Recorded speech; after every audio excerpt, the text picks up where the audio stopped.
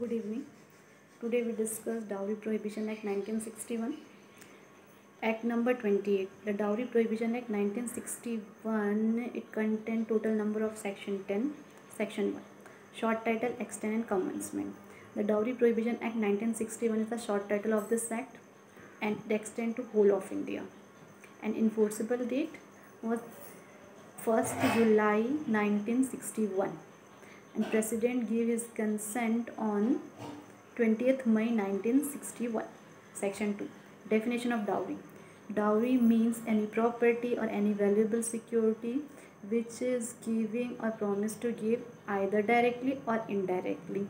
First, by one party to the marriage to another party to the marriage, and by the parent of one party to the marriage, or any relation of one party to the marriage to another party to the marriage, before or after or any time in relation to marriage, but does not include dower and meher. Explanation second.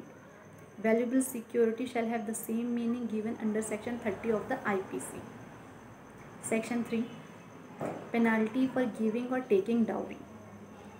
If any person at the commencement of this act, after the commencement of this act, giving or taking or abet to giving or taking dowry, he shall be punishable with imprisonment which shall not be less than 5 years and fine which shall not be less than 15,000 rupees. Section 4. Penalty for demanding dowry. He shall be punishable with imprisonment which shall not be less than 6 months, which may extend to 2 years, and fine 10,000 rupees. Section 4A.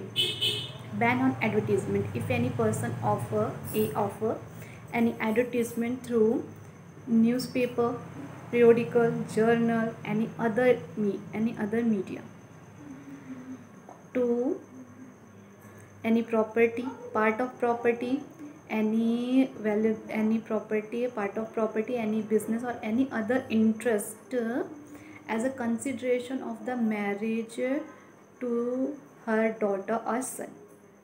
B.